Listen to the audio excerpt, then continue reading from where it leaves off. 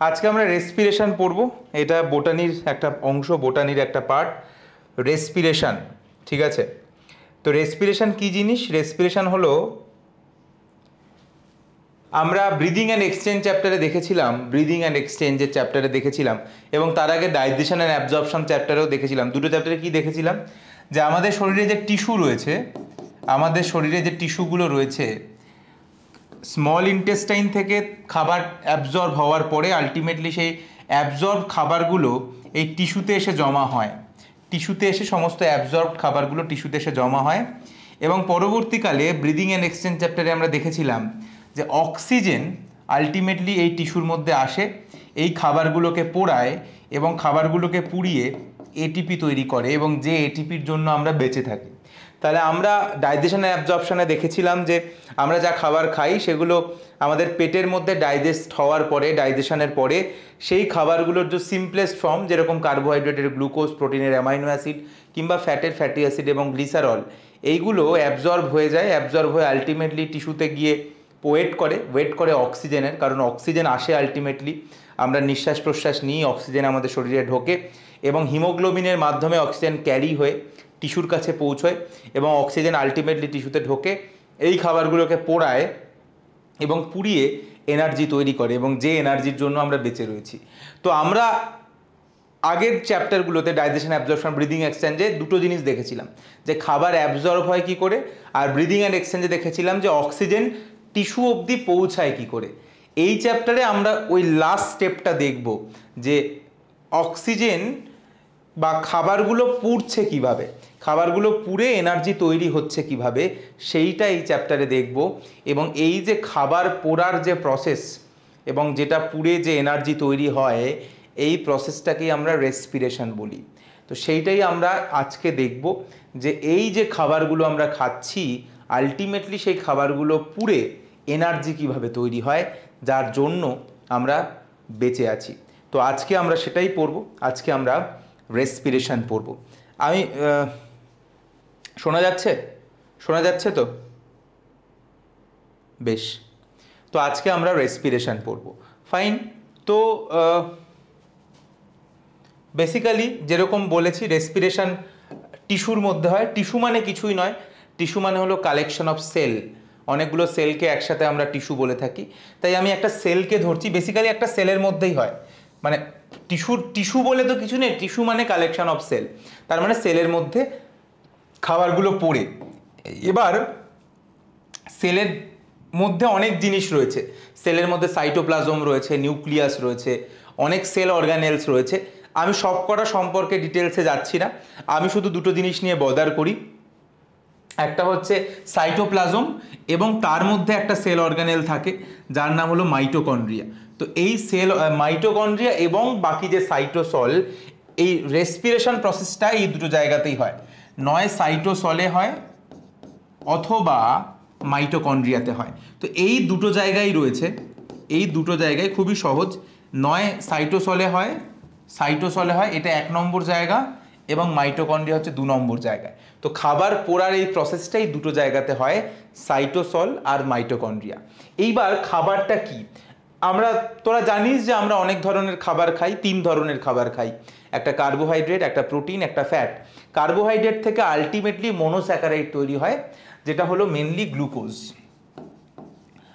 Protein থেকে ultimately তৈরি হয় অ্যামাইনো অ্যাসিড, এবং ফ্যাট আমরা যেটা খাই সেখান থেকে আলটিমেটলি তৈরি হয় ফ্যাটি অ্যাসিড অ্যান্ড গ্লিসারল। কিন্তু আমরা আগেও বলেছি, আবারও বলছি, আমাদের শরীরের মেন খাবার বা মেন যেটা থেকে এনার্জি তৈরি হয় সেটা যদি থাকে অ্যাডিকুয়েট পরিমাণে, তাহলে সেখান থেকে এনার্জি তৈরি হবে। আমাদের বডি আর অন্য খাবার থেকে এনার্জি তৈরি করা জেনারেলি পছন্দ করে না। আমাদের শরীর সবসময় চেষ্টা করে একটা জিনিস থেকেই এনার্জি তৈরি করতে, এবং সেই জিনিসটা হলো গ্লুকোজ। তাহলে আমাদের শরীরের সবথেকে ইম্পর্টেন্ট ফুয়েল, অর্থাৎ যেটাকে পোড়ায় আমাদের শরীর, সব থেকে যেটাকে পছন্দ করে পোড়াতে এবং পুড়িয়ে এনার্জি তৈরি করতে, সেটা গ্লুকোজ। তার মানে কি প্রোটিন এবং ফ্যাটকে ভাঙে না? ভাঙে, ওদেরকেও পোড়ায়, কিন্তু আমরা মেনলি গ্লুকোজকেই ফোকাস করব, কারণ আমাদের শরীরের মেন ফুয়েল বা মেন সোর্স অফ এনার্জি, বা আমাদের শরীর যাকে মেনলি পোড়াতে পছন্দ করে সে হলো গ্লুকোজ। এদেরকেও করে, তবে কখন করবে এদের মেনলি? যখন গ্লুকোজ পাচ্ছে না। যখন গ্লুকোজ পাচ্ছে না তখন এদেরকে করবে, কিংবা গ্লুকোজ থাকলেও এদেরকে কম পরিমাণে করে। মেনলি গ্লুকোজ থেকেই এনার্জি উৎপন্ন করে। তাহলে এই চ্যাপ্টারে আমরা মেনলি গ্লুকোজের পোড়ানোটাই শিখব, যে গ্লুকোজ কিভাবে পুড়ছে এবং গ্লুকোজ পুড়ে কিভাবে এনার্জি তৈরি হচ্ছে। তাহলে সেটাই আমরা এই চ্যাপ্টারে মেনলি দেখব, সেটা হলো গ্লুকোজের ব্রেকডাউন। এবং আমরা এই চ্যাপ্টারে যেটা শিখব, আগে বুঝে নেই এই চ্যাপ্টারে কি শিখব। আমরা এই চ্যাপ্টারে শিখব যে গ্লুকোজ যেটা আমাদের অ্যাবজর্ব হয় সেটার আলটিমেটলি ব্রেকডাউন কিভাবে হয়, কিভাবে এটা ভাঙে, এবং ভেঙে আলটিমেটলি কিভাবে এনার্জি তৈরি হচ্ছে। এইটাই আমরা এই চ্যাপ্টারে শিখব। এটাই হচ্ছে আমাদের এই চ্যাপ্টারে শেখার অবজেক্টিভ। এটা তুই যদি শিখে যাস তাহলে এই চ্যাপ্টারটা হয়ে গেল, যে গ্লুকোজ কিভাবে এনার্জি তৈরি করছে। তবে সেই ডিটেলসে ঢোকার আগে একটা বেসিক অন্য একটা জিনিস সম্পর্কে বলি। যেহেতু বললাম যে আমরা 3 ধরনের খাবার খাই, 3 ধরনের খাবারই আমাদের শরীর পোড়ায়, মেনলি যদিও গ্লুকোজকে পোড়ায়। তো সেই প্রসঙ্গে একটা কথা বলি। একটা টার্ম আছে যেটা হলো রেসপিরেটরি কোশেন্ট। রেসপিরেটরি কোশেন্ট বলে একটা টার্ম আছে। রেসপিরেটরি কোশেন্ট, যেটাকে আমরা শর্ট ফর্মে RQ বলি। RQ মানে হচ্ছে এই যে খাবার পুড়ছে, এটা একটা রিয়াকশান, এটা একটা বিক্রিয়া, এটা একটা মেটাবলিক রিয়াকশান। তো এই রিয়াকশানে কতটা CO2 তৈরি হচ্ছে এবং পোড়ানোর জন্য কতটা অক্সিজেন লাগছে। তাহলে অক্সিজেন কতটা লাগছে আর কতগুলো কার্বন ডাই অক্সাইড তৈরি হচ্ছে, এই যে রেশিও, সেই রেশিওটাকে আমরা রেসপিরেটরি কোশেন্ট বলি।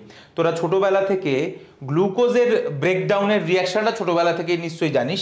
এরকমভাবে ছোটবেলা থেকেই লিখেছিস ক্লাস 9-10 থেকে, যে এই যে গ্লুকোজকে ভাঙে 6টা অক্সিজেন এবং আলটিমেটলি ভেঙে 6 মলিকিউল কার্বন ডাই অক্সাইড তৈরি হয়, জল তৈরি হয়। জল কতগুলো তৈরি হয় ইররিলেভেন্ট, মনে হয় 12টা তৈরি হয় নাকি জল, নাকি 12টা তৈরি হয় না, 12টা তৈরি হয় না, 6টাই জল তৈরি হয়।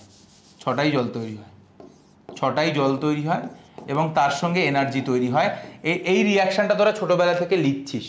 তার মানে গ্লুকোজের ব্রেকডাউনের, যদি বলি গ্লুকোজের ক্ষেত্রে RQ কত, যদি জিজ্ঞাসা করি গ্লুকোজের ক্ষেত্রে RQ কত, তাহলে গ্লুকোজের ক্ষেত্রে RQ হলো 6টা কার্বন ডাই অক্সাইড তৈরি হচ্ছে আর 6টা অক্সিজেন লেগেছে।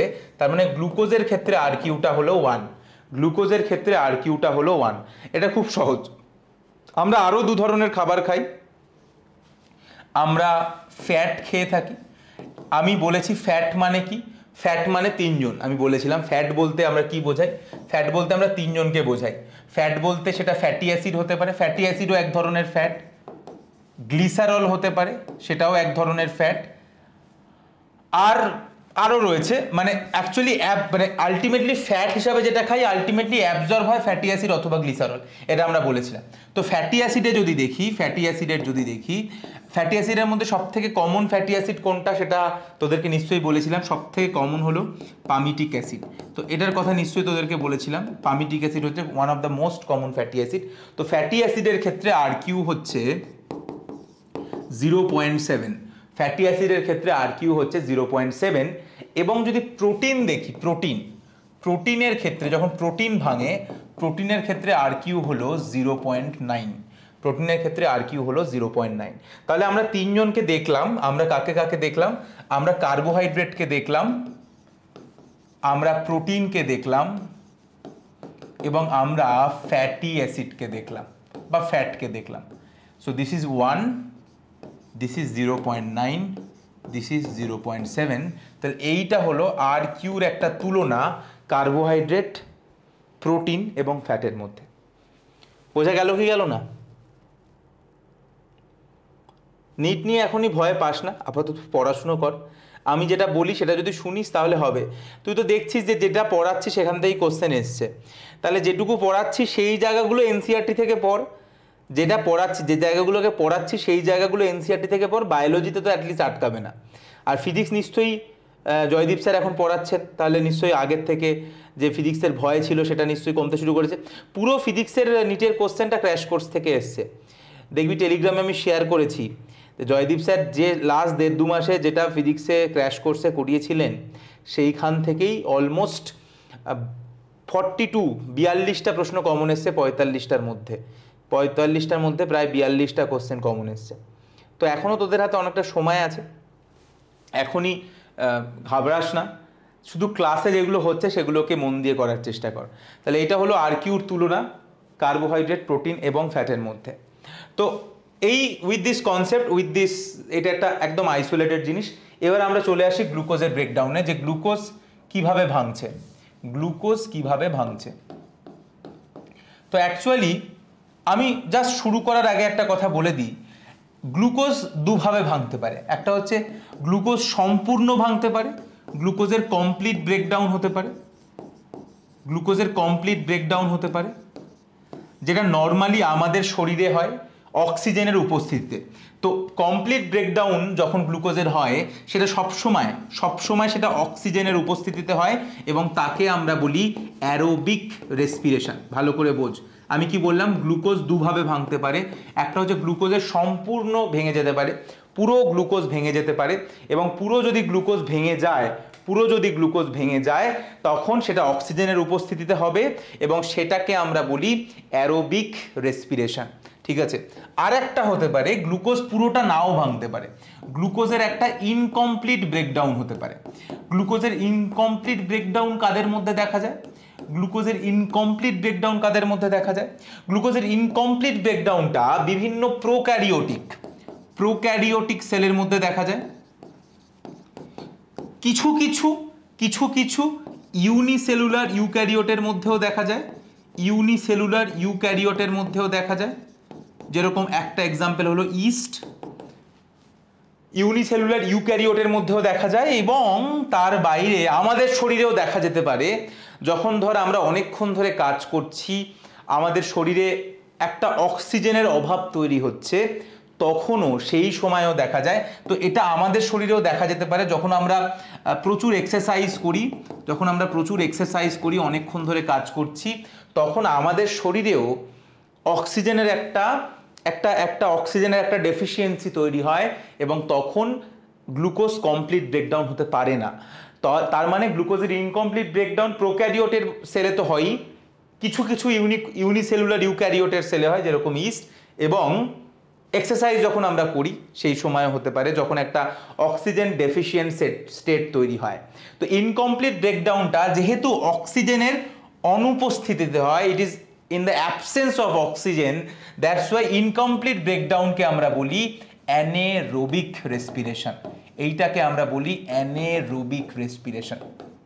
তার মানে সোজা কথায় বললে glucose breakdown can be of two types. If the glucose breakdown is complete, it must be in the presence of oxygen, and that is termed as an aerobic respiration. ঠিক আছে, যেটা নর্মালি আমাদের শরীরে এবং বাকি ইউক্যারিওটের বডিতে হয়, গাছের বডিতে হয়, আমাদের শরীরে হয়। তো ইউক্যারিওটদের এইটা হয় aerobic respiration. But glucose breakdown may be incomplete in prokaryotes, in some unicellular eukaryote like yeast, and maybe in our body during prolonged exercise due to a oxygen deficient state. So that means if there is a presence of oxygen, there will be a complete breakdown of glucose, and this will be termed as aerobic respiration. If there is no oxygen, might be in prokaryote, might be some unicellular eukaryote, or might be in our body during prolonged exercise, the glucose breakdown will be incomplete and it will be termed as an anaerobic respiration. বোঝা গেল কি গেল না? Clear? বেশ। So এইটা যদি বোঝা হয়ে গিয়ে থাকে, তাহলে আমরা এবার গ্লুকোজের ব্রেকডাউনে দেখি।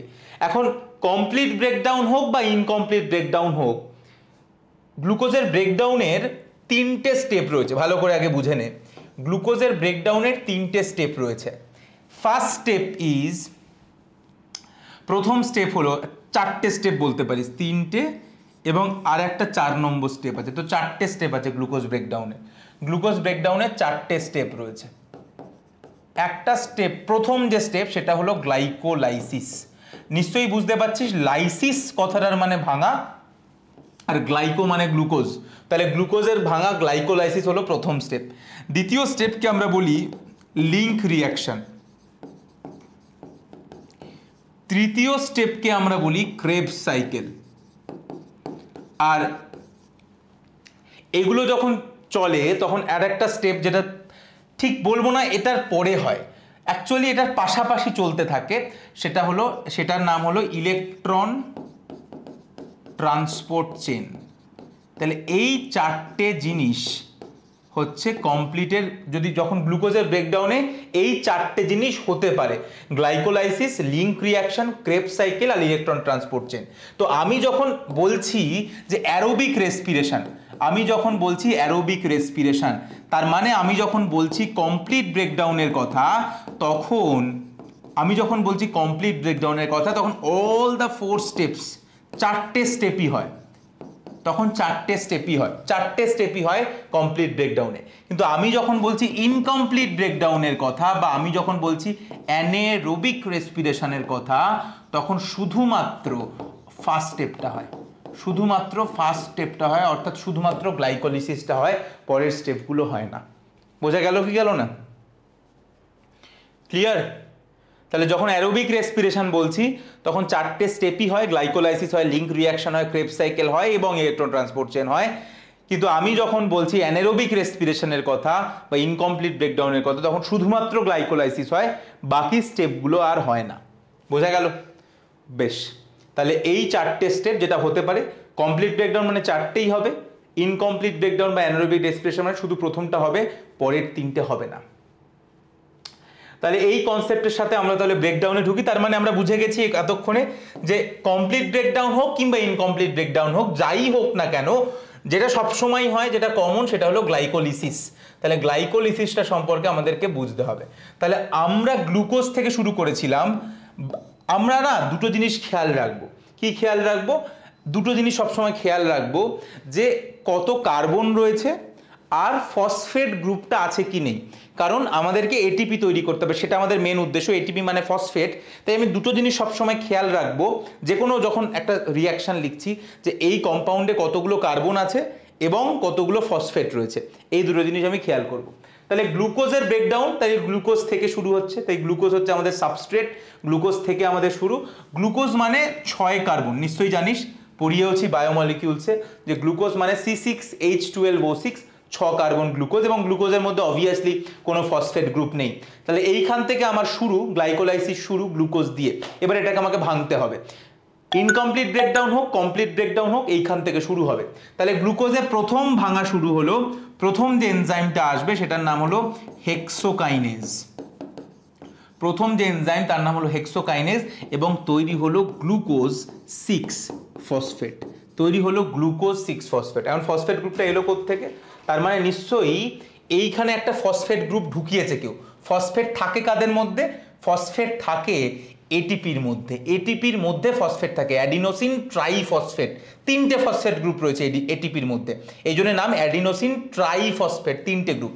তাহলে এইখানে কি হলো, বেসিক্যালি এটিপি তার একটা ফসফেটকে ঢুকিয়ে দিল। তাহলে একটা ফসফেটকে যদি দিয়ে দেয়, তাহলে এটিপিটা এডিপি হয়ে গেল, এবং একটা ফসফেট গ্লুকোজের মধ্যে ঢুকে তৈরি হলো গ্লুকোজ 6 ফসফেট। এটা হলো প্রথম স্টেপ। তার মানে এখনো অবধি গ্লুকোজ ভাঙা শুরু হয়নি। গ্লুকোজ কিন্তু এখনো ভাঙা শুরু হয়নি, এখনো গ্লুকোজ ভাঙেনি, এখনো আমরা কিছু করি। তো আমরা সবে প্রস্তুতি নিচ্ছি, কিন্তু মজার ব্যাপারটা দেখ, আমরা গ্লুকোজ ব্রেকডাউন কেন করতে চাইছি? আমাদের উদ্দেশ্য কি? আমরা কেন গ্লুকোজ ব্রেকডাউন করতে চাইছি? আমাদের উদ্দেশ্য কি? গ্লুকোজ ব্রেকডাউন করে আমাদের কি হবে? এনার্জি তৈরি হবে। আমরা এটিপি তৈরি করতে যাচ্ছি, আমরা এটিপি তৈরি করতে চাইছি। কিন্তু দেখ, প্রথম স্টেপেই আমরা কি করলাম? আমরা এটিপি তৈরি করতে চাইছি সেখানে প্রথম স্টেপে আমরা কি করলাম? যেখানে আমরা এটিপি তৈরি করতে চাইছি সেখানে প্রথম স্টেপে আমরা এটিপি ইউজ করলাম, আমরা একটা এটিপি ইউজ করলাম। তার মানে এইটাই লাইফ, বিজনেস বা যে কোনো কিছুই লাইফ, এটাই যেটা অ্যাকচুয়ালি তৈরি করতে চাইছি। তো ডাক্তার কেন হতে চাইছিস? ডাক্তার হতে চাইছিস ভালো কেরিয়ারের জন্য, পয়সা কামানোর জন্য, এই সমস্ত এক্সেট্রা কারণ আছে। স্টেবল জব, মাস গেলে একটা টাকা আয় করবি, এই সব কারণে ডাক্তার হতে চাইছিস। তাহলে যে টাকা আয় করার জন্য ডাক্তার হতে চাইছিস, সেই ডাক্তার হওয়ার জন্য আগে তোদেরকে টাকা দিতে হচ্ছে। সেটা পড়ার জন্য হোক, বই কেনার জন্য হোক, তার মানে আগে তোকে টাকা দিতে হচ্ছে। তো এইভাবেই দুনিয়া চলে, তোকে আগে সেই জিনিসটাই দিতে হয় যে জিনিসটা তুই চাইছিস পরবর্তীকালে। তো এরকম গ্লাইকোলাইসিসেও তাই হলো, যে যেহেতু আমরা এটিপি তৈরি করতে চাইছি কিন্তু শুরুতেই আমরা এটিপি দিলাম, তাহলে এইটা হলো আমাদের প্রথম স্টেপ। তাহলে গ্লুকোজ 6 ফসফেট তৈরি হলো। এরপরে দ্বিতীয় স্টেপ, তো this is the first step. তোরা এক পাতাতেই লিখবি, তোরা পরপর অ্যারো দিয়ে লিখবি, আমি পরের পাতায় যাচ্ছি। তাহলে আমাদের গ্লুকোজ 6 ফসফেট তৈরি হয়েছে, এখান থেকে তৈরি হবে ফ্রুক্টোজ 6 ফসফেট, মানে কোনো চেঞ্জ নেই, শুধু গ্লুকোজের জায়গায় ফ্রুক্টোজ এলো, গ্লুকোজের জায়গায় ফ্রুক্টোজ এলো। গ্লুকোজ আর ফ্রুক্টোজ কি? একে অপরের আইসোমার, একে অপরের আইসোমার, এটা নিশ্চয়ই জানিস। গ্লুকোজ আর ফ্রুক্টোজ হলো একে অপরের আইসোমার, ফাংশনাল আইসোমার। গ্লুকোজ হলো অ্যালডোজ আর ফ্রুক্টোজ হলো কিটোজ। তাহলে গ্লুকোজ আর ফ্রুক্টোজ হলো একে অপরের আইসোমার, তার মানে আইসোমার যে রিয়াকশানে তৈরি হয় সেখানে কোন টাইপের এনজাইম থাকে? আইসোমার যে রিয়াকশানে তৈরি হয়, যেখানে আইসোমার তৈরি হয় সেখানে কোন টাইপের এনজাইম থাকে? আইসোমারেজ। 6 ধরনের এনজাইম মনে আছে তো? ওথলিল, অক্সিডোরিডাকটেজ, ট্রান্সফারেজ, লাইগেজ, আইসোমারেজ, হাইড্রোলেজ আর লাইয়েজ। তো এরকম 6খানা এনজাইম রয়েছে, অক্সিডোরিডাকটেজ, ট্রান্সফারেজ, হাইড্রোলেজ, লাইয়েজ, আইসোমারেজ অ্যান্ড লাইগেজ, এই 6 টাইপের এনজাইম রয়েছে। তো অবভিয়াসলি ইটস অ্যান আইসোমারেজ, তাহলে আইসোমারেজ আর কিছুই নয়, ফ্রুক্টোজ 6 ফসফেট তৈরি হলো। এর পরের স্টেপে ফ্রুক্টোজ, তাহলে এখনো কিন্তু ভাঙা শুরু হয়নি, এখনো প্রিপারেশন, এখনো কিছু ভাঙেনি। এখান থেকে তৈরি হলো ফ্রুক্টোজ 1,6 বিস ফসফেট, বিস মানে 2, তার মানে ফ্রুক্টোজ 6 ফসফেট ছিল। ফ্রুক্টোজ 6 ফসফেট মানে কি? মানে হচ্ছে ফ্রুক্টোজের 6 নম্বর কার্বনে একটা ফসফেট গ্রুপ লেগে রয়েছে। ফ্রুক্টোজ 6 ফসফেট কথাটা মানে কি? ফ্রুক্টোজ মানে কি? C6H12O6, 6টা কার্বন রয়েছে ফ্রুক্টোজের মধ্যে, তার 6 নম্বর কার্বনে একটা ফসফেট গ্রুপ লেগে রয়েছে, এটাই মানে হচ্ছে ফ্রুক্টোজ 6 ফসফেট। সেখান থেকে তৈরি হলো ফ্রুক্টোজ 1,6 বিস ফসফেট, মানে দুটো ফসফেট হয়ে গেল। 6 নম্বরে তো ছিলই, এবার 1 নম্বর কার্বনেও একটা ফসফেট গ্রুপ লেগে গেল, তার মানে আবার একটা ফসফেট গ্রুপ ঢুকেছে। ফসফেট দেয় কে? ফসফেট দেয় এটিপি, আবার আমার একটা এটিপি লাগলো এবং তৈরি হলো এডিপি। আবার এই একটা জিনিস হলো, এই যে এনজাইমটা, এই এনজাইমটার নাম হলো ফসফোফ্রুক্টোকাইনেজ। এই এনজাইমটার নাম হলো ফসফোফ্রুক্টোকাইনেজ, শর্ট ফর্ম করলে পিএফকে। এটার নাম হলো পিএফকে বা ফসফোফ্রুক্টোকাইনেজ, এবং তৈরি হলো ফ্রুক্টোজ 1,6 বিস ফসফেট। তার মানে বেসিক্যালি যে এটিপি আমরা তৈরি করতে চাইছিলাম সে তো এখনো তৈরিই হয়নি, বরং আমরা অলরেডি দুটো এটিপি খরচ করে ফেলেছি। তাহলে অ্যাকচুয়ালি গ্লুকোজ, মানে তোর বডি ফ্রাস্ট্রেটেড হয়ে যাচ্ছে না? তোরাও ভাবিস যে টাকা শুধু বেরিয়েই যাচ্ছে, টাকা আয় করব কবে, এই ভেবে যাচ্ছে, পরিশ্রম করেই যাচ্ছি, রেজাল্ট কোনো বেরোচ্ছে না। তো এরকমও হচ্ছে, মানে এটিপি তৈরি করার উদ্দেশ্যে এসে এটিপি শুধু খরচই করে যাচ্ছে, এটিপি তৈরি করার কোনো নামগন্ধ নেই, এবং তৈরি হয়ে গেল ফ্রুক্টোজ 1,6 বিস ফসফেট।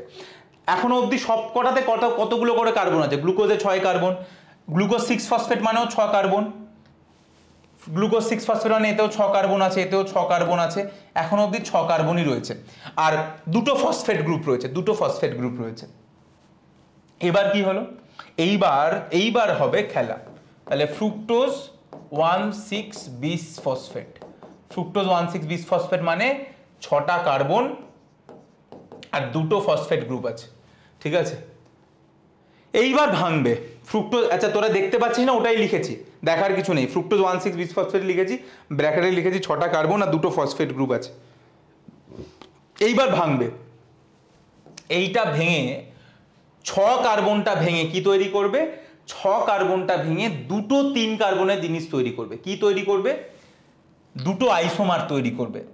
কারা কারা আইসোমার তৈরি করবে? একটা হলো dihydroxy acetone phosphate, dihydroxy acetone phosphate, আর একটা তৈরি করবে গ্লিসারালডিহাইড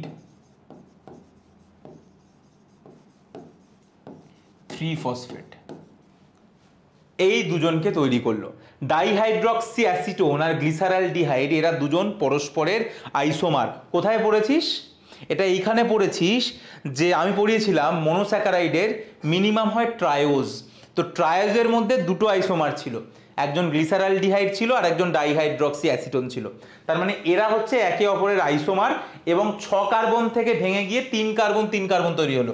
ডাইহাইড্রক্সি অ্যাসিটোন এটা একটা 3 কার্বনের কম্পাউন্ড, এবং এতে একটা ফসফেট গ্রুপ আছে, এবং এটাও একটা 3 কার্বনের কম্পাউন্ড, এতেও একটা ফসফেট গ্রুপ রয়েছে। তার মানে দেখ ফ্রুক্টোজ 1,6 বিসফসফেট 6টা কার্বন ছিল, 2টো ফসফেট গ্রুপ ছিল, এটা ভেঙে গিয়ে 3 কার্বন 1 ফসফেট, 3 কার্বন 1 ফসফেটের 2টো কম্পাউন্ড তৈরি হলো। বোঝা গেল কি গেল না?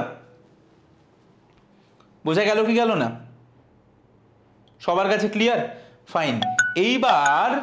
এইবার যেটা হচ্ছে, এই যে ডাইহাইড্রক্সি অ্যাসিটোন ফসফেট, এটা এবার কি হচ্ছে, এটা চেঞ্জ হয়ে গিয়ে আরেকটা তৈরি করছে।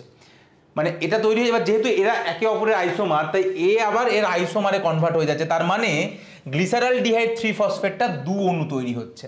প্রথমে তো একটা তৈরি হয়েই ছিল, এবার এই যে আরেকটা তৈরি হয়েছিল এটাও কনভার্ট হয়ে যাচ্ছে এটাতে, এবং 2 মলিকিউল গ্লিসারালডিহাইড 3 ফসফেট তৈরি হচ্ছে। বোঝা গেল কি গেল না? তাহলে 1 molecule glyceraldehyde 3 phosphate, 1 molecule dihydroxy acetone phosphate তৈরি হয়েছিল। এবার 1 মলিকিউল ডাইহাইড্রক্সি অ্যাসিটোন ফসফেট আবার গ্লিসারালডিহাইড 3 ফসফেটে কনভার্ট হয়ে গেল। তার মানে আমার হাতে এখন রয়েছে 2 মলিকিউল গ্লিসারালডিহাইড 3 ফসফেট। তাহলে আমি এখানে দিয়ে লেখা শুরু করি। আমার হাতে এখন রয়েছে 2 মলিকিউল গ্লিসারালডিহাইড 3 ফসফেট। এইবার এইখান থেকে সব 2 ইনটু করবি। আমি এটাকে দেখাবো, যা হবে সব দুটো দুটো করে রয়েছে, তাই ডবল ডবল হবে সব, এটা মাথায় রাখবি। কিরকম বুঝিয়ে দিচ্ছি। এবার গ্লিসারালডিহাইড 3 ফসফেট থেকে তৈরি হবে 1,3 বিস ফসফো গ্লিসারেট। কি তৈরি হবে? 1,3 বিসফসফোগ্লিসারেট। মানে কিছুই নয়, গ্লিসারালডিহাইড 3 ফসফেট মানে কি, এটা একটা 3 কার্বনের কম্পাউন্ড যার 3 নম্বর কার্বনে ফসফেট গ্রুপ লেগেছিল। এবার সেইখানেই 1 নম্বর কার্বনে আর একটা ফসফেট গ্রুপ ঢুকে গেছে, সেই জন্য এটা বিসফসফোগ্লিসারেট হয়ে গেছে। 3 PGA থেকে 1,3 BPGA হয়ে গেছে, 1 নম্বর কার্বনেও আর একটা ফসফেট গ্রুপ লেগে গেছে। তাহলে ফসফেট গ্রুপ একটা ঢুকলো, কে ঢোকায়? ATP ঢোকায়। But this is the only exception. এই রিয়াকশনটা একমাত্র একটা ব্যতিক্রম যেখানে এটিপি থেকে ফসফেট ঢোকে না, এখানে ডাইরেক্টলি একটা ফসফেট ঢোকে। So this is a very special step. ফসফেটকে আমরা আইপি করে লিখি, অনেকে পিআই করে লেখে, আইপিটা বেটার লেখা। তো যাই হোক, মানে এখানে ডাইরেক্টলি আইপি মানে ইনঅর্গানিক ফসফেট, তো ডাইরেক্টলি একটা ইনঅর্গানিক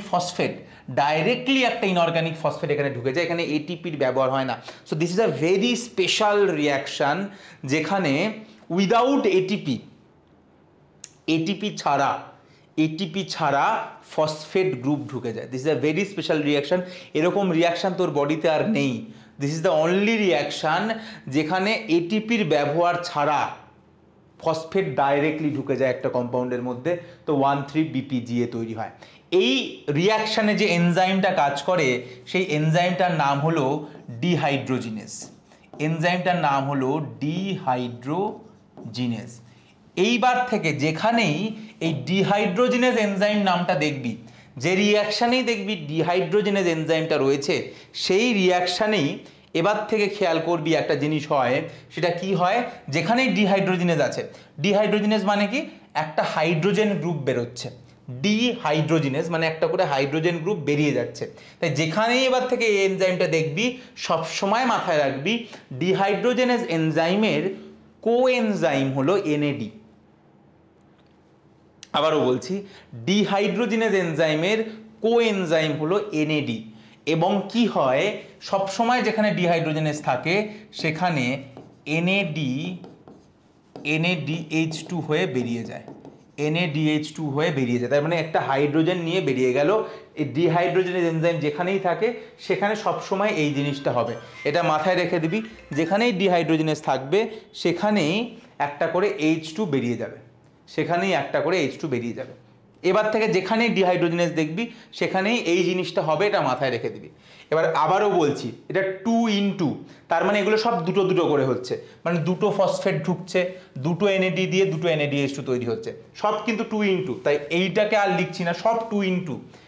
এটা ভিতরটা দেখাচ্ছি। 1,3 BPGA, এখান থেকে তৈরি হবে 3 PGA। তার মানে বেসিক্যালি যেটা হলো 1 নম্বর ফসফেটটা বেরিয়ে গেল, একটা ফসফেট গ্রুপ বেরিয়ে গেল। তাহলে ফসফেট গ্রুপ যদি বেরিয়ে যায় তাহলে বেরিয়ে গিয়ে কোথায় গেল? ফসফেট গ্রুপ বেরোলো মানে একটা ADP এলো, ফসফেট গ্রুপটাকে নিয়ে এটিপি তৈরি করলো, ফসফেট গ্রুপটাকে নিয়ে এটিপি তৈরি করলো, একটা ফসফেট বেরিয়ে গেল। এবার 3PGA থেকে তৈরি হবে 2PGA। কিচ্ছু এখানে এমন কোনো কিছু চেঞ্জেস নেই, কোনো কিছু ব্যাপার নেই, এরকম 2PGA তৈরি হলো। এবার 2PGA থেকে তৈরি হবে ফসফোএনল পাইরুভেট। 2PGA মানে কিন্তু এগুলো সব 2 ইন্টু ফসফোএনল পাইরুভেট তৈরি হবে। এখানেও এখনো ফসফেট গ্রুপটা রয়েছে, এখানেও একটা ফসফেট গ্রুপ আছে, 2 নম্বর কার্বনে ফসফেট গ্রুপটা রয়েছে, এবং আলটিমেটলি এখান থেকে তৈরি হবে পাইরুভিক অ্যাসিড। তার মানে লাস্টে যে ফসফোএনল পাইরুভেট, এই যে ফসফেট গ্রুপটা ছিল, আবার ফসফেট গ্রুপটা বেরিয়ে যাবে, শুধু পাইরুভিক গ্রুপটা পড়ে থাকবে। তো পাইরুভিক অ্যাসিড তৈরি হলো, মানে আবার একটা ফসফেট গ্রুপ বেরোলো। তার মানে ফসফেট গ্রুপটা কি করে বেরোয়, ফসফেট গ্রুপ বেরোয়, এডিপি আসে, ওই ফসফেট গ্রুপটাকে নিয়ে এটিপি তৈরি করে বেরিয়ে যায়, তাই আবার একটা এটিপি এখানে তৈরি হয়। তাহলে এখানে কি বললাম, সিম্পল জিনিস বললাম যে এইখান থেকে আমার শুরু হয়েছিল গ্লিসারালডিহাইড 3 ফসফেট, প্রথমে 1,3-BPGA হলো। আমি এখানে আর এটিপি ইউজ হয়নি, কারণ এটিপি ব্যবহার করতে করতে ফ্রাস্ট্রেটেড হয়ে গেছে। এবার বললো আর এটিপি ব্যবহার করবো না, তুমি ডাইরেক্ট ফসফেট ঢোকাও। তো ডাইরেক্ট ফসফেট ঢুকলো, 1,3-BPGA তৈরি হলো। এই যে 1,3-BPGA তৈরি হলো, এরপরে এবার ফসফেট বার করব। দুটো ফসফেট রয়েছে, একটা একটা করে বার করব। প্রথমে 1 নম্বর ফসফেট গ্রুপটাকে বার করে দিলাম। 1 নম্বর ফসফেট গ্রুপটাকে বার করা মানে কি, এডিপি এলো, ওই ফসফেট গ্রুপটাকে নিয়ে একটা এটিপি তৈরি করলো, তৈরি হলো 3PGA, সেখান থেকে তৈরি হলো 2PGA। এবার 2PGA থেকে তৈরি হলো ফসফোএনল পাইরুভেট, এখনো ফসফেট গ্রুপটা রয়েছে। এইবার ফসফেট গ্রুপটা বেরিয়ে গেল, আবার একটা এটিপি তৈরি হলো। কিন্তু আবারও বলে দিই, মাথায় রাখতে হবে এগুলো সব 2 মলিকিউল করে রয়েছে। তার মানে এখানে 2 মলিকিউল, এগুলো সব 2 মলিকিউল করে রয়েছে, এগুলো সব 2 মলিকিউল করে রয়েছে। তার মানে এখানে দুটো এটিপি তৈরি হয়েছিল, আর এখানেও আবার দুটো এটিপি তৈরি হয়েছে। তার মানে মোট 4টে এটিপি তৈরি হলো, মোট 4টে এটিপি তৈরি হলো। এইখানেই বুদ্ধিমানটা হয়ে গেল। দেখ এইখানে দেখ, যখন আমরা ইউজ করছিলাম, আমরা যখন এটিপিকে ইউজ করছিলাম, তখন এরা 1 মলিকিউল করেছিল, সেই জন্য একটা করে এটিপি ব্যবহার হচ্ছিল। কিন্তু যখন আমরা এটিপি তৈরি করছি, তখন আমাদের কাছে 2 মলিকিউল করে রয়েছে, তাই ডবল এটিপি তৈরি হচ্ছে। তাই এইটাই হচ্ছে বুদ্ধির একটা জায়গা, যেটা আমাদের সেল করে যাতে বেশি করে এটিপি তৈরি হয়। তো সেই জিনিসটাই এখানে আমরা দেখতে পেলাম। তার মানে যদি আমি গ্লাইকোলাইসিসের একটা ব্যালেন্স শিট করি, তাহলে আমরা কি দেখলাম, কি কি ইউজ করলাম আর কি কি তৈরি হলো, এটা যদি দেখি, আমি ইউজ কি করেছি, আমি ইউজ করেছি দুটো এটিপি, প্রডিউস হয়েছে কি কি, প্রডিউস হলো 4টে এটিপি তৈরি হয়েছে, আর দুটো NADH2 তৈরি হয়েছে। এই হচ্ছে আমার প্রোডাকশন। তার মানে গ্লাইকোলাইসিসের পরে নেট কি পেলাম, আমি পেলাম দুটো এটিপি এবং 2 মলিকিউল NADH2। এই হচ্ছে আমার net gain after the glycolysis. বোঝা গেল কি গেল না, এটা বোঝা গেল কি গেল না? কেন 4টে এটিপি তৈরি হলো বোঝা গেল তো, কারণ ডবল করে তৈরি হয়েছে, সো দিস ইজ গ্লাইকোলিসিস, যেখানে নেট গেন হচ্ছে দুটো এটিপি আর দুটো NADH2, এবং এই জিনিসটা হচ্ছে। এইবার জাস্ট খাতাটা বন্ধ করে দে কয়েক মিনিটের জন্য, এবং কিছু শুধু আমি কি বলছি সেটা শোন। তাহলে আমি জাস্ট গ্লাইকোলিসিসটাকে একবার রিপিট করব 1 মিনিট 1.5 মিনিটে, খাতাটাকে দেখিস না, শুধু শোন। তাহলে গ্লাইকোলিসিস এটা লিখে নে। গ্লাইকোলিসিস কোথায় হয়? গ্লাইকোলিসিস সাইটোসলে হয়। তাহলে গ্লাইকোলিসিস সম্পর্কে আমি 1 মিনিট 1.5 মিনিট বলবো, জাস্ট খাতাটা বন্ধ করে শোন। তাহলে গ্লাইকোলিসিস, তাহলে আমি কি বলেছিলাম, গ্লুকোজের ব্রেকডাউন কমপ্লিট ব্রেকডাউন হতে পারে বা ইনকমপ্লিট ব্রেকডাউন হতে পারে। তবে যেরকমই ব্রেকডাউন হোক না কেন, প্রথম স্টেপটা সবসময় হয় কমপ্লিটে হয়, ইনকমপ্লিটে হয়, সেটার নাম হলো গ্লাইকোলিসিস। গ্লাইকোলিসিস কোথায় হয়? সেলের সাইটোসলের মধ্যে হয়। গ্লাইকোলিসিসে কি হয়? গ্লাইকোলিসিসে গ্লুকোজ ভাঙে। গ্লুকোজ কি শুরুতেই ভাঙে? না, গ্লুকোজ শুরুতেই ভাঙে না, আগে আমরা প্রিপেয়ার করি গ্লুকোজকে ভাঙার জন্য। তাহলে শুরুতে প্রিপারেটরি ফেজে কি হয়, গ্লুকোজ থেকে গ্লুকোজ 6 ফসফেট তৈরি হয়, গ্লুকোজ 6 ফসফেট থেকে ফ্রুক্টোজ 6 ফসফেট তৈরি হয়, সেখান থেকে ফ্রুক্টোজ 1,6 বিসফসফেট তৈরি হয়, অর্থাৎ গ্লুকোজ থেকে তৈরি হলো ফ্রুক্টোজ 1,6 বিসফসফেট। তার মানে গ্লুকোজের একটা আইসোমার তৈরি হলো এবং দুটো ফসফেট গ্রুপ ঢুকলো। দুটো ফসফেট গ্রুপ কোথা থেকে ঢুকলো, দুটো এটিপি ইউজ হলো, তাই এটিপিরা তাদের একটা করে ফসফেট গ্রুপ দিল, দুটো এটিপি ইউজ হলো এবং আলটিমেটলি তৈরি হলো ফ্রুক্টোজ 1,6 বিসফসফেট। প্রথম স্টেপের এনজাইম হেক্সোকাইনেজ, তারপরে আইসোমারেজ, তারপরে ফসফোফ্রুক্টোকাইনেজ, তৈরি হলো ফ্রুক্টোজ 1,6 বিসফসফেট। এইবার ফ্রুক্টোজ 1,6 বিসফসফেট ভেঙে যাবে, ভেঙে গিয়ে তৈরি করবে দুটো 3 কার্বন। ফ্রুক্টোজ 1,6 বিসফসফেট হলো 6 কার্বনের একটা মলিকিউল, যার মধ্যে দুটো ফসফেট গ্রুপ অ্যাটাচ রয়েছে। এবার ওটা ভেঙে গিয়ে 3 কার্বনের দুটো জিনিস তৈরি করলো, একটা ডাইহাইড্রক্সি অ্যাসিটোন ফসফেট, একটা গ্লিসারালডিহাইড 3 ফসফেট, দুটো জিনিস তৈরি করলো। এইবার কি হলো, এরা দুজনের আইসোমার, তাই ডাইহাইড্রক্সি অ্যাসিটোন ফসফেটটাও কনভার্ট হয়ে গেল গ্লিসারালডিহাইড 3 ফসফেট, মানে আমার হাতে চলে এলো দুটো গ্লিসারালডিহাইড 3 ফসফেট। এবার গ্লিসারালডিহাইড 3 ফসফেট দুটো, তাই এগুলো সব ইনটু 2 রয়েছে। এবার গ্লিসারালডিহাইড 3 ফসফেটে একটা ফসফেট গ্রুপ আবার ঢুকলো। এবার আর এটিপি ইউজ হলো না, কারণ এটিপি ব্যবহার করতে করতে ফ্রাস্ট্রেটেড হয়ে গেছে। এবার directly phosphate, inorganic phosphate directly ঢুকলো, তৈরি হলো 1,3 বিপিজিএ। 1,3 বিপিজিএ তৈরি হয়ে গেল। এইবার দুটো ফসফেট ঢুকে গেল। এইবার কাজ হলো একটা করে ফসফেট বার করবো আর এটিপি তৈরি করবো। 1,3 বিপিজিএ থেকে আগে তৈরি হলো 3 বিপিজিএ, একটা ফসফেট বেরিয়ে গেল এটিপি হয়ে। তাহলে প্রথমবারের জন্য আমার এটিপি তৈরি হলো, কিন্তু একটা তৈরি হলো না, দুটো তৈরি হলো, কারণ 2 মলিকিউল আছে সব কিছু আমার। 3 বিপিজিএ থেকে 2 বিপিজিএ, 2 পিজিএ থেকে ফসফেনল পাইরুভেট, এবং আবার লাস্ট স্টেপে ফসফেনল পাইরুভেট থেকে ওই ফসফেট গ্রুপটা বেরিয়ে গিয়ে পাইরুভিক অ্যাসিড তৈরি হলো, আবারও দুটো এটিপি তৈরি হলো, অর্থাৎ মোট 4টে এটিপি তৈরি হলো, দুটো ইউজ হয়েছিল, নেট দুটো এটিপি তৈরি হলো। এবং যেখানে গ্লিসারালডিহাইড 3 ফসফেট থেকে 1,3 বিপিজিএ তৈরি হয়েছিল, ওই স্টেপে একটা NADH2 তৈরি হয়েছিল, একটা নয়, যেহেতু 2 মলিকিউল তাই দুটো NADH2 তৈরি হয়েছিল, কারণ এনজাইমের নাম ছিল ডিহাইড্রোজিনেজ।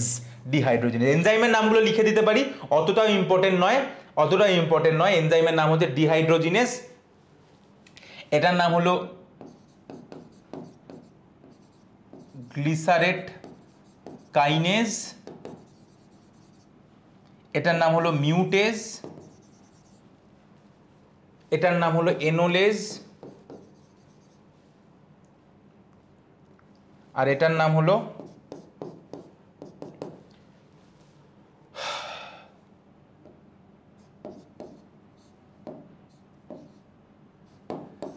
লাস্ট এনজাইমটার নাম আমার মাথা থেকে গুলিয়ে গেছে, ব্ল্যাঙ্ক হয়ে গেছে।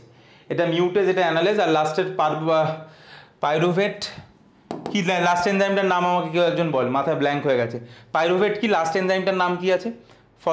পাইরুভেট কাইনেজ, লাস্ট এনজাইমের নাম হচ্ছে পাইরুভেট কাইনেজ। তো এইটা হচ্ছে টোটাল স্টেপ, এবং এইভাবে গ্লাইকোলাইসিস স্টেপ শেষ হলো। গ্লাইকোলাইসিস এইভাবে স্টেপ হলো, ঠিক আছে? তো দিস ইজ গ্লাইকোলাইসিস। তাহলে কমপ্লিট ব্রেকডাউন হোক আর ইনকমপ্লিট ব্রেকডাউন হোক, এত অবধি তো হবেই। তার মানে কমপ্লিট ব্রেকডাউন হোক আর ইনকমপ্লিট ব্রেকডাউন হোক, মানে যেখানেই যাই হোক না কেন, দুটো এটিপি তুই তৈরি করতেই পারবি, যাই হোক না কেন। এইবার যদি ইনকমপ্লিট ব্রেকডাউন হয়, কমপ্লিট ব্রেকডাউনে লাস্টে আসি, কারণ ওটাই লাস্ট পার্ট। ইনকমপ্লিট ব্রেকডাউনটাকে বলে নিই। যদি ইনকমপ্লিট ব্রেকডাউন হয়,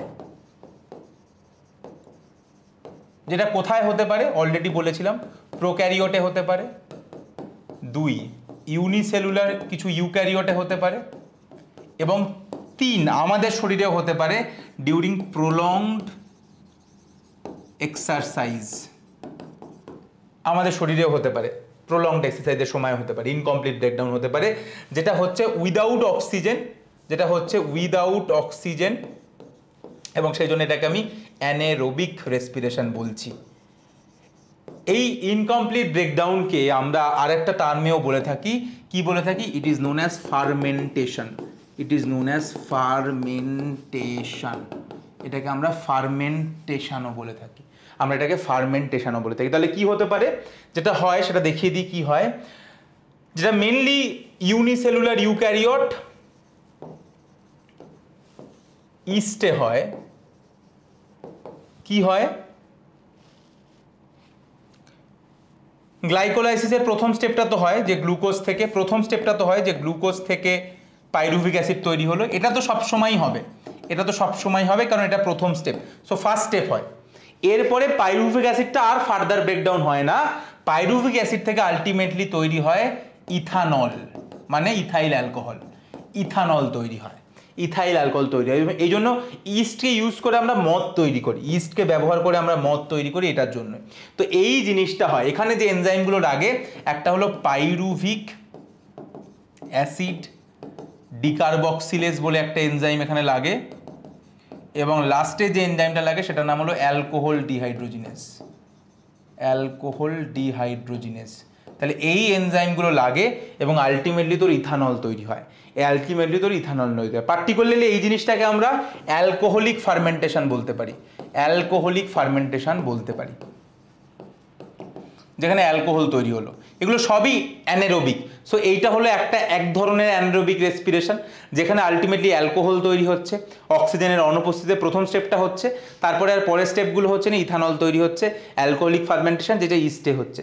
আর যেটা অনেক প্রোক্যারিওটে হয় এবং আমাদের যখন আমরা প্রচণ্ড এক্সারসাইজ করি তখন হয়, তখন যেটা হয় সেম প্রথম স্টেপটা হয় যে গ্লুকোজ থেকে পাইরুভিক অ্যাসিড তৈরি হয়, এটা সবসময় হবে, প্রথম স্টেপ সবসময় হবে। তাহলে ফার্স্ট স্টেপ হলো, এরপরে পাইরুভিক অ্যাসিড থেকে ল্যাকটেট ডিহাইড্রোজিনেস এই এনজাইমটার মাধ্যমে, ল্যাকটেট ডিহাইড্রোজিনেস এই এনজাইমটার মাধ্যমে তৈরি হবে ল্যাকটিক অ্যাসিড, ল্যাকটিক অ্যাসিড। এটাকে আমরা ল্যাকটিক অ্যাসিড ফার্মেন্টেশনও বলতে পারি।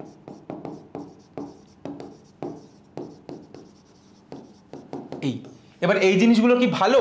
তার মানে এই যে আমি কি বললাম, তাহলে আমি তাহলে বললাম অ্যানারোবিক রেসপিরেশনের কথা বলছিলাম। অ্যানারোবিক রেসপিরেশন মানে কি? অ্যানারোবিক রেসপিরেশনকে আমরা ফার্মেন্টেশনও বলি, অথবা যেখানে ইনকমপ্লিট ব্রেকডাউন হয়, যেখানে ইনকমপ্লিট ব্রেকডাউন অফ গ্লুকোজ হয়। এইখানে কি কি হতে পারে তাহলে আমরা দেখলাম, আমরা এখানে দেখতে পারলাম অ্যালকোহলিক ফার্মেন্টেশন হতে পারে, আমরা এখানে দেখলাম ল্যাকটিক অ্যাসিড ফার্মেন্টেশন হতে পারে। এখন কথা হলো এটা কি ভালো? এটা কখনোই ভালো নয়, কারণ মাত্র এদের আলটিমেটলি খুব লো এনার্জি একদম কম তৈরি হয়, খুব কম তৈরি। কতটা এনার্জি তৈরি হয়? মাত্র 2টো এটিপি তৈরি হয়, আর তো কোনো এটিপি তৈরি হয় না, অনলি 2টো এটিপি তৈরি হয়। দ্বিতীয়ত অ্যালকোহল বা ল্যাকটিক অ্যাসিড এটা খুব খারাপ জিনিস, সো ভেরি হ্যাজার্ডাস মলিকিউল, যারা তৈরি হয় তারা একদমই মোটেই সুবিধার নয়। সেই জন্য দেখবি এক্সারসাইজের পরে তোর হাত পা ব্যথা করে, তোর মাসেলে ফ্যাটিক হয়ে যায় due to lactic acid formation. তাই এরা একদমই ভালো নয়, এরা একদমই ভালো নয়, এরা খারাপ। এনএডিটা কি বললাম? NADH2 তৈরি হয়, ওখানে দেখে বলেছিলাম NADH2 তৈরি, আর কিছুই বলিনি। NADH2 তৈরি হয় এটাই বলেছিলাম, আর কিচ্ছু বলিনি। তার মানে এরা খুব খারাপ, তার মানে এই জিনিসগুলো ভালো নয়। বোঝা গেল কি গেল না? তার মানে এরা খুব খারাপ, সোজা কথা এরা ভালো নয়, এরা খারাপ, এরা বেশ খারাপ।